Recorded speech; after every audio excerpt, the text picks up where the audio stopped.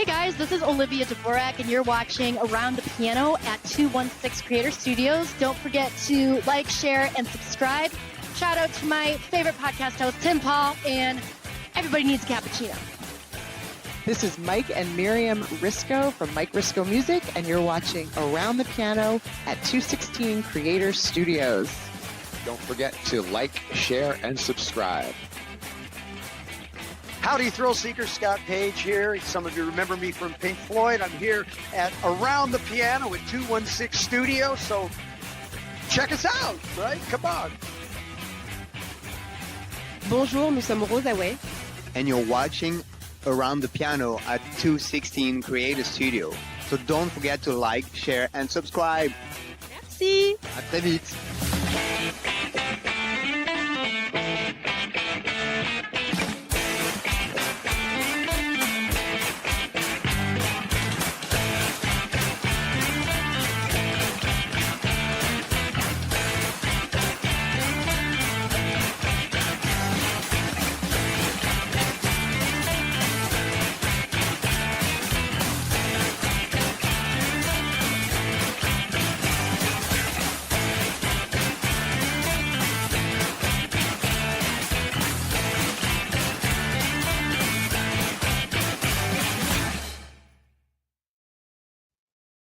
Hey, welcome back to part 2 of our NAMM wrap-up show for 2025.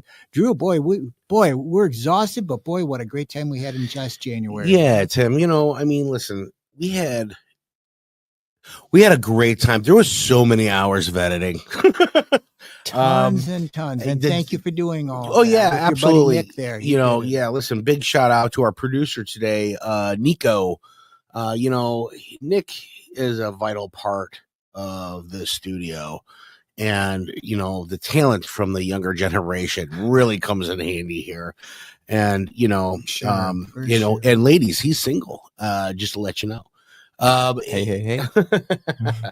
I think when it came down to it, we have a few things left that we want to put out there. That's why we're hitting a part 2. Otherwise, it's a lot of watching on one episode. I think the previous episode was like over an hour, close to 2 hours, if anything. That was edited down. Nick, where were we at? About 2 hours or so? A little over 2 hours. A little over 2 hours. I mean, that's movie kind of attention that you need to keep. So we appreciate you watching, folks. And listen, if you like what you see, don't be afraid to go to the old Google box there and type in YouTube 216 Creator Studios. Hit that live tab. Make sure you like, share, subscribe to one of the fastest growing shows here on 216 Creator Studios, Around the Piano. Tim, I'm honored and blessed to have you in my corner and have this show and partnering in with the studios. It's just been a blast. It really has. Believe me, the honor is all mine. It has been a blast. We've had fun building this thing, and we're taking off. We're rocketing off. And we're meeting some great people, building some great connections. And listen, I always said, if you can meet so many different people and build those relationships, you already won the game. Absolutely. Because there's value in that more than money sometimes. And don't forget, I like the money. However, making new friends, building relationships, and getting me into this music world that you have been doing, it's a wow factor for me. It really is. So listen, right now we're talking about 2 different groups that we need to put in for NAMM 2025, because one of them was an impromptu it was video. Amazing. Yeah. I think we were coming off the food trucks, or we were coming back from the end of the night. We're walking back to our hotel, walking through the plaza, and tell us what happened. Well, we wanted to take a picture of the sign, I think. And I met a couple great people, but there was a group, Pulpo Connecta, and they were a Latin American group, all from all different countries. And I want to say, and when you see the interview, folks, they do so many different things, they're from different places throughout the U.S., from different countries. and they connect together and they make music. I want to say they make music. They do, and they just want to promote music in the world. Right, yes. Right. They're promoting it and connecting people and trying to broadcast that out, which we're huge on. You know, we're really big on, doing doing the Lord's work, I guess it would be the best way to say it, is absolutely. helping other people, and that's what they do. So we're really impressed with this group.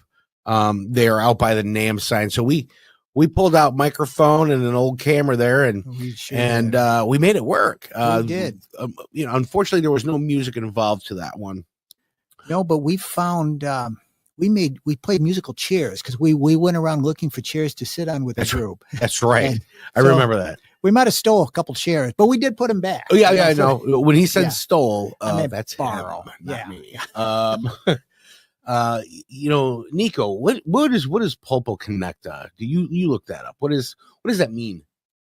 It means octopus connects is the definition, I guess you would say, transcribed into English. Huh. It's a very unusual concept. Yeah. So stay tuned for that, folks. And then we have Berry Atticks and one of his students, Caitlin.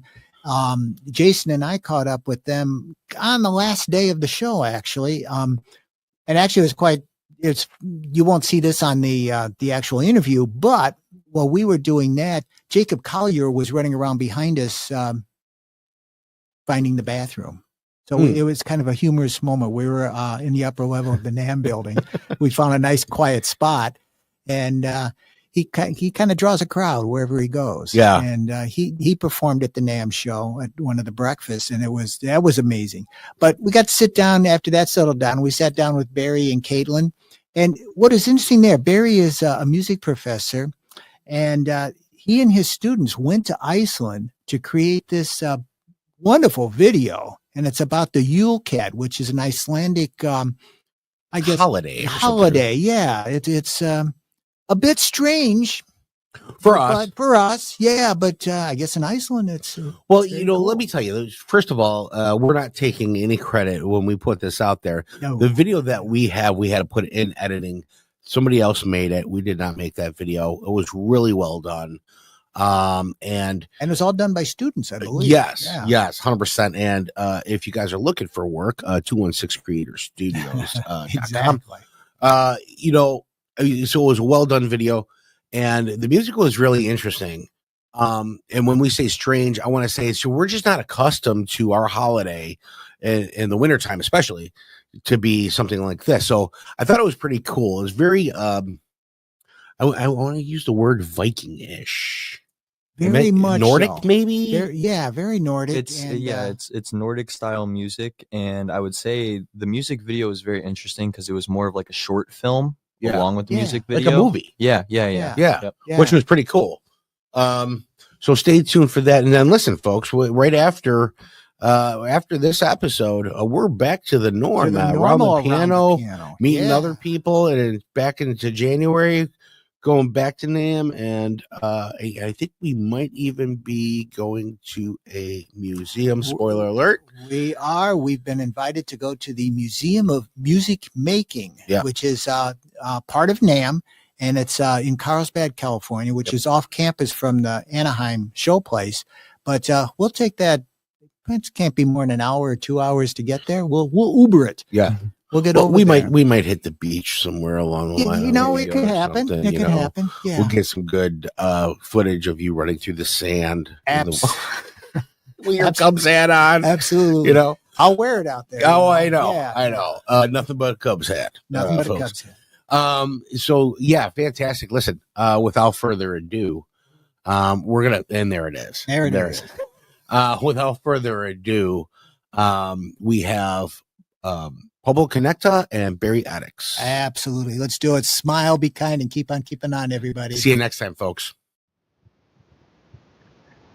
And thanks again, and welcome back to another episode of Around the Piano, the essence of music at the NAMM show.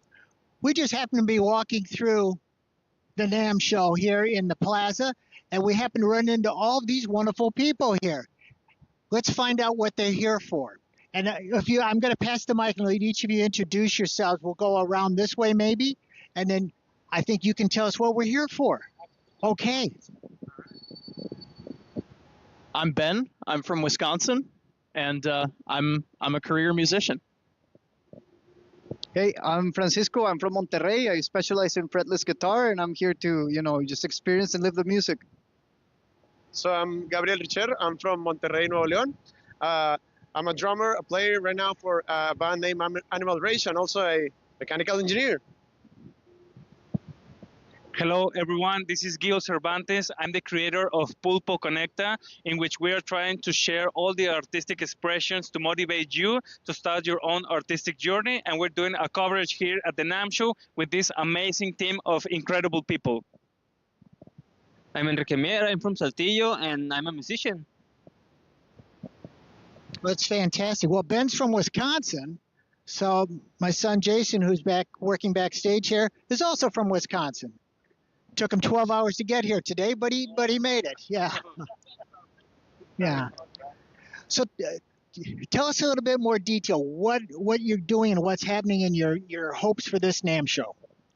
Absolutely. So what we're hoping is to get as many people interviewed to do some content creation about their passion with their instrument. And that's one of the things that I'm really grateful, because Enrique, he's a really incredible guitar player. Gabriel, he's an excellent power metal drummer. Francisco is also an incredible guitar player, and Ben, he's the drummer that I'm just meeting him now. I'm just able to know his talent, and he plays with Francisco. So what we're trying to achieve here is for them to get as many interviews, as many stories around, and hopefully for you guys to be inspired. That's awesome. One thing that we always like to talk about and try to find out is with each of you, how did you get your passion in music started? Was it your parents got you interested? Was there a special teacher, or was there a special artist that inspired you and is bringing you to this point? Who wants to start? You want to go first?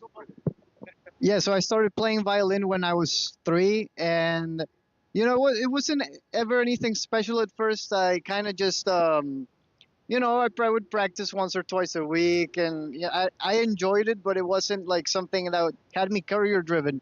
But when I was in high school, I was around 16, 17 years old. I picked up the electric guitar, and I never looked back. I fell in love with it immediately. I love everything about it. And after that, I eventually discovered the fretless guitar, and it just happened all over again. And that's pretty much how it goes,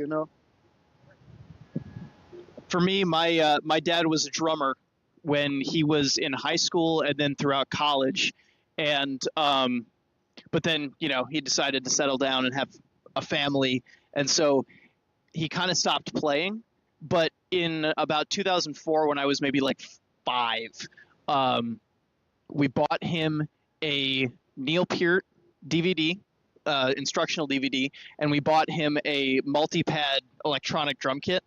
And one day he was watching the Neil Peart DVD, and I couldn't, as a 5-year-old kid, if you see somebody sitting in the middle of a drum set that's spinning around him and it's got gold hardware and all these drums and cymbals everywhere, it's kind of hard not to pay attention to that. And then I knew that he had this kit downstairs in the basement. So one day for fun, I just went around and started banging on the kit and anything else I could find, and then I'm still here. So that's how it got started. Okay. So basically, my story was my entire family, or like close family, mom, dad, sister, and brother, they are all musicians. And my dad has always been a violin player, and he put my sister into piano lessons and my brother into violin lessons. And here I come with dad, I want to play drums, and he's like, no, you have to pick something a little bit quieter, and I was like, no, okay, let me try drums. It started out like, I guess for many people it goes like this. They bought me the little game that the Rock Band game, like the company, the little drum set, and they gave me 2 games. It was Rock Band 2 and the Beatles Rock Band. And I remember when I was 9, 10 years old, I was hours and hours hitting the little plastic drum set until it eventually broke down. And my mother was like, okay, you've been playing this game day after day for maybe 1 or 2 years already. It's time to get you, a drum set. And they bought me my first Yamaha drum set when I was 12 years old. And it was uphill from there. So, like hours and hours of playing through, middle school, then high school, start forming bands with friends. And I went from loving the Beatles to then I went into, more of a teenage kind of phase, Red Hot Chili Peppers, Rage Against the Machine. And then when I got to high school, it was all about Judas Priest, I'm 25 right now, and, nobody knew, who Judas Priest was, like people my age. And I was like, guys, you got to listen to this. So I was talking to my friends. When I listened to the Painkiller album, that was the day I said, I need to play, double bass drumming. And I started to, over in Monterey, that's not such a popular kind of music. So I did all I could. I got my first double bass pedal, and it was like hours and hours of playing. My drums started getting bigger and bigger. And then when I got older, I started meeting these people from the scene. And, it was amazing to feel the power. Metal music was my coffee every morning. So that's the way, I connected. And I've always been in love with drums, and that's basically my story, how I become a power metal drummer after so many years. Yep. Thank you. So how I started with music was pretty much with my brother. He is a guitar player, and when I was around 10 years old, I will be with him in his rehearsals and his gigs, and I always was passionate about the drums, the vibrations, the power.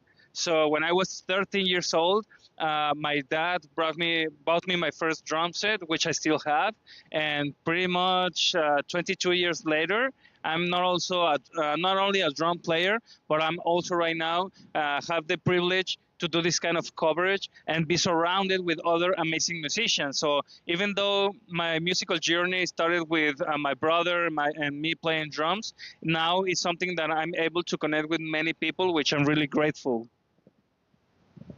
Well, my story is kind of funny because I started in high school. I went to some classes, guitar classes, and basically the teacher told me I sucked, and I left it, and I didn't want to know anything about that. A couple years later passed, and I was like, "Fuck that shit! That teacher! I'm gonna play guitar, and I'm gonna do it good." And I started practicing in my house. I never had another teacher, but I'm self-taught, so I started, and here we are.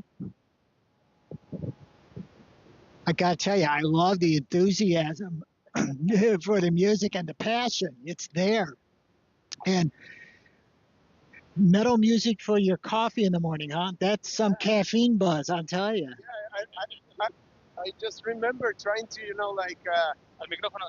Yeah, I remember, like every morning, probably my family might just remember trying to scream like Rob Halford in the shower just to get my blood going. So it's probably gonna be like horrible for others, but to me it was like getting in the mood to actually go study, do something, get energized for the day, and I just fell in love with it. I think it's just something that for me was. It doesn't matter what's going on. No negativity. Let's just go through the day. Let's do this and let's let that energy out and connect with people and show to the others this great energy that comes to me through music, and for them to feel it as well. Feel music as well. It's fantastic. Okay, I'm going to ask you a quick lightning round questions. Okay. First concert you ever attended and your favorite concert you ever attended. I know you're just going to be Judas Priest if you have some, right? Okay. Well, so the first concert I remember attending was Rush on the Snakes and Arrows tour in about 2008. Probably favorite concert I ever attended was Rush in 2012 on the Clockwork Angels tour. I'm nowhere near as privileged. Rush is my favorite band of all time. I never got to see them live, but I'd say the first concert I ever went to was maybe 2010. It was the Scorpions concert in Monterrey, and I loved it. I absolutely loved it. That's where I fell in love with rock music for the first time. And then my favorite concert I ever attended was probably Dream Theater in Boston. Either Dream Theater or Tool, one of the two. Yeah, and so like my first concert, I remember my sister Since my sister was a piano player and my brother was a violin player, they invited me to a Mago de Oz concert. So that was my first concert, pretty fun. And of course, my favorite concert and experience was when I got to see Judas Priest in 2022, I think it was, at Monterey. And of course, I was, fangirling all over the place, screaming my throat out to every song of them. So yeah, that was the best experience. So my very first concert was actually a festival called Monterey Metal Fest Volume 2, which had Motorhead, Wasp, I think it was Soulfly, I believe, I don't want to screw that up, and also the band Mago de Oz with Hitals. So that was my very first concert, I believe around, I don't know if like 12, 13 years old, something like that.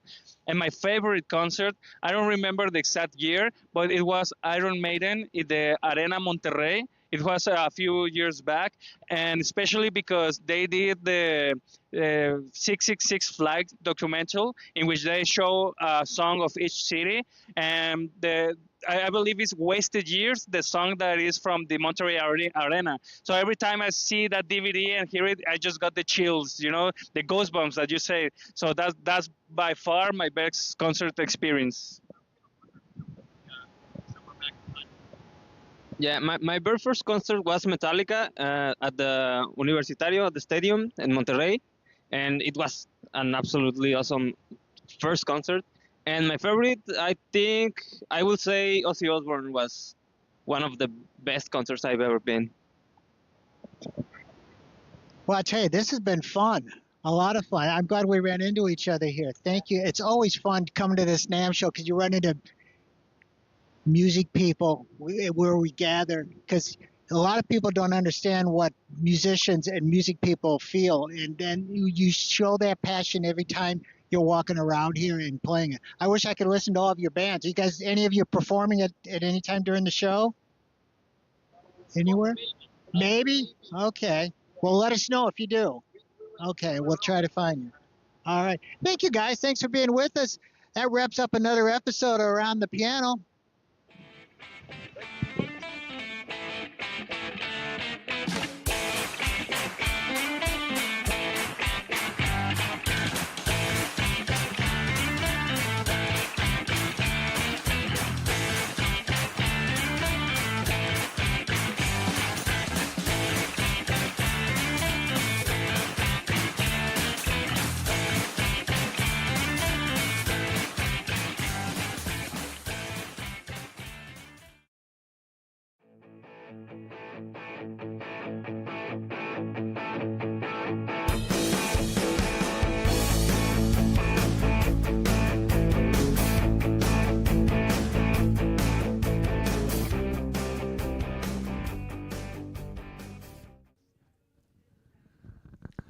And welcome back to another special edition of Around the Piano, the essence of music at NAMM 2025, brought to you by 216 Creative Studios and Piano Trends Music in little old Crystal Lake, Illinois. We're still at the NAMM show, and we're with some very special guests here today. I can't wait to hear this story.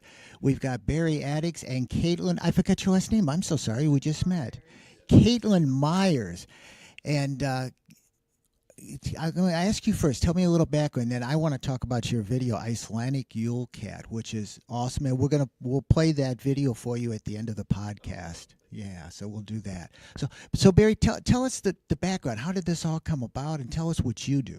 Okay. Well, I'm the director of music industry at Millersville University. We have 150 students preparing for the business or technology side of the music industry.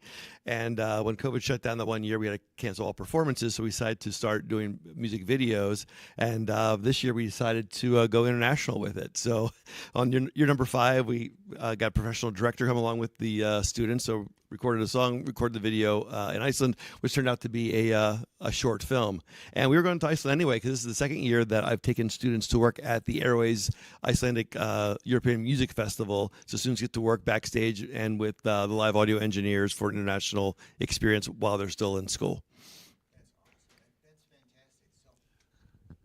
Caitlin, and now how long have you been involved with this? And tell us the background story on Icelandic Yule Cat. Give us a little background on that. Give us your background first, though. Okay, yeah, for sure. Well, I'm a senior at Millersville University, and during the month of August, Dr. Atticks sent me an email saying, "Do you have any videos of you singing any rock music?" And I have a lot of videos of me singing classically, but unfortunately, I didn't have that many videos of me singing rock music. So I was just like, I wasn't doing anything that day, and I was like, okay, I'll just send you videos of me singing rock songs right now because I have the time to do it. And I sent him the videos over, and he ended up really liking it. And he was like, "Yeah, we're thinking about doing this music video out in Iceland. We're already going out there for the Iceland Airways Festival, and I would really like you to be the lead singer for it." And I was like immediately like, "Oh, 110% yes." And then as soon as he told me the background about it was going to be like a folk metal genre and about this like Icelandic folk tale, and I was immediately all about it, and it had a huge cat in it, so I of course was all about that. But yeah, I for the past 4 years, like I've been studying audio at Millersville and also like studying metal music. That's my niche. That's the thing I love, and I feel like anybody at Millersville would tell you that as well.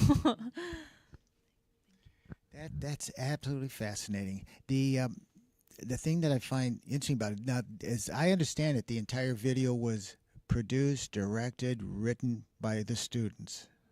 Is that true? Actually, it was directed by Dan Herzog of In the Wee Hours. We went to high school together. We had not seen each other for 30 years, and I invited him to my film scoring class last year and went out to lunch, and I said, "Hey, I have this idea. Every year we do this film that I've been directing, but I'm not a director. I'm a music guy." And he said, "No, I'd love to work with your students and travel with you to Iceland."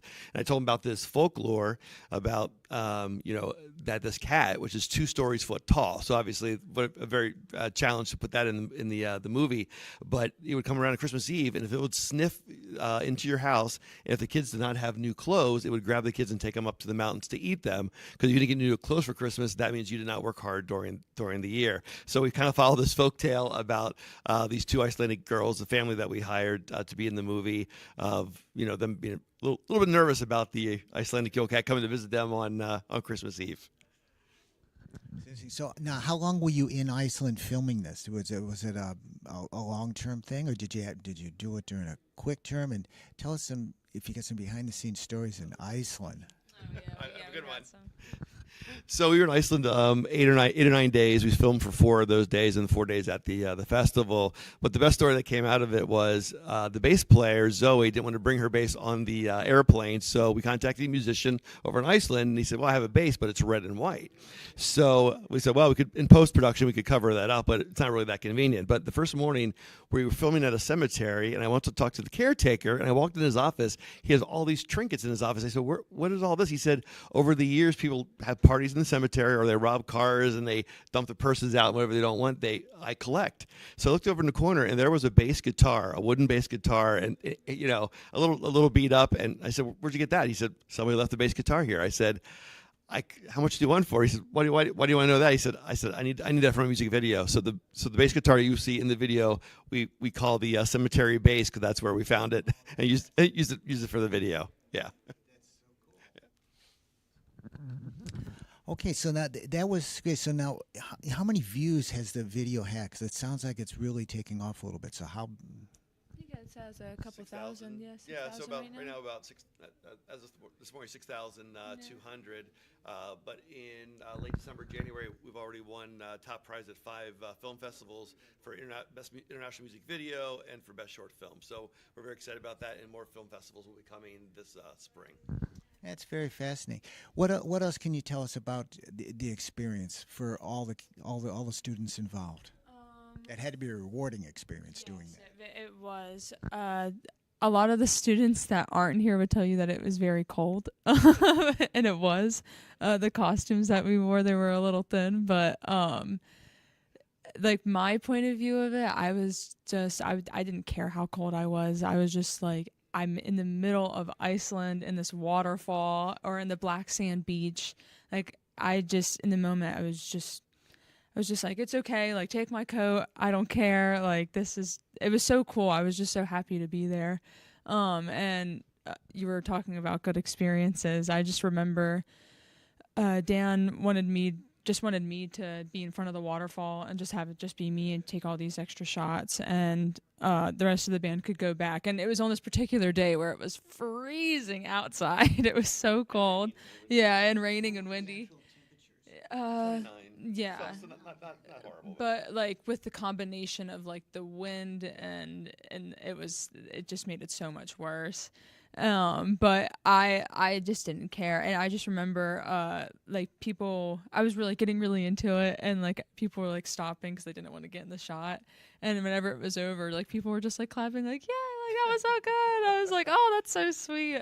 So like, and it was also really cool just to be filming at different spots, and people would be like, what are you guys doing? Like they wouldn't be just people from Iceland, it would be people from all over the world, and that was a really cool thing. So all in all, we had about 24 students work on the film. So we even though we brought 11 over to Iceland, other students were involved in the performance of the song, doing background vocals, things like that. So about 24 students were actually on or in or helped participate in this year's film. That's all. That's such an awesome story. When I first saw that, I said, we got to talk to these people. That was just so cool, because it's in the music industry. Here we do something. Here's the young people getting involved in the music right from the start. You've obviously got a passion for music, and I don't think it's going to stop. I'm sure that you're going to forge your career in music somehow. Yeah, try to. Well, and you've got good direction. You've got a good mentor. I can tell that's obvious. Okay, so I'm going to ask you some lightning round questions before we finish up here first. Now, I haven't asked anybody else this because I think you two might be the only ones who can answer this. Best Icelandic food. Ooh, hold on. You might need to answer this. Oh yeah, I already know your answer. Yeah. The Icelandic stew is definitely the best. The lamb stew is the best. Yeah, lots of lamb over there. Not too many cows, but lots of lamb. But the Icelandic lamb is amazing. Yeah. How about you? That was a really good one. I didn't even think about that. That's what Zoe would say if she was here. But for me, people are gonna be like, what? But the skyr they have over there, I love yogurt. I'm not even gonna lie. So like, it's like a more like, it has like more protein in it. I'm not sure. It's like more creamy, I guess. But I love it. It's great. Yeah. Okay, so then here's one it's a tough one. Okay, your favorite superhero. Yeah, you may have to go first. Say you first. Yeah. Wow, probably Scooby-Doo. I mean, yeah. So he's my guy. Always solving mysteries, and yeah. So definitely Scooby's my superhero. And I had a dog also for 17 years named Scooby. So So there we go. Mine would probably. I used to be a huge comic book nerd, and Hope Summers from the X-Men series. Her power was mutant mimicry, so she could basically become any X-Men she wanted to. So that's probably mine. I love her. That doesn't surprise me, being a metal person. I can see where you can go with that. I want to thank you guys so much for being with us here and taking the time. That's awesome. Stay tuned. We're going to watch the video now. It's going to be fun. So you want to be Jason's here behind the camera now instead of Drew. And Drew doesn't want to be Drew, so he doesn't want to be the cappuccino man. Okay, well, just remember, you're watching on 216 Creative Studios Around the Piano podcast. Make sure you find us online and ring that bell, subscribe, and share. We'll see you guys next time. Bye-bye.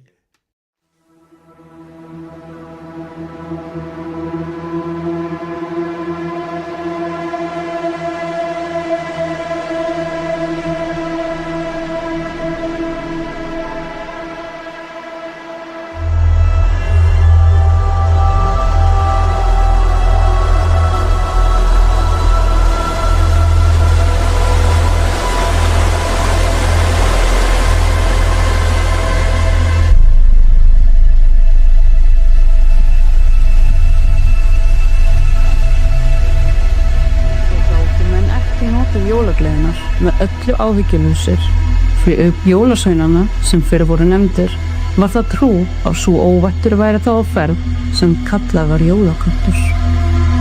Hann gerði reyndar engum þeim megin sem eignuðust einhverja nýja flík að fara í áfengadagskvöld, en hinir sem ekkert fatt nýtt fengu fóru allir í jólaköttum svo hann áta.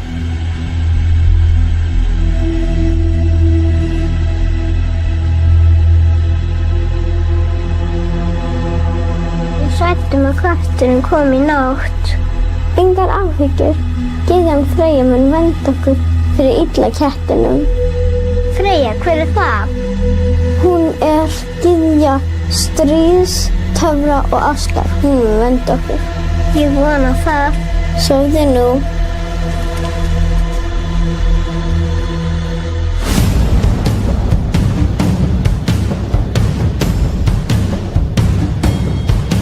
With glowing eyes and black sharp fur, prowling through the night. Hungry, hissing, hunting men, mice will sleep tonight. In the darkness whispers creep, a tale that sways with might. Footsteps silent, shadows roam, she stalks beneath the moon's cold light. When you hear that chilling sound, you know evil will be close around.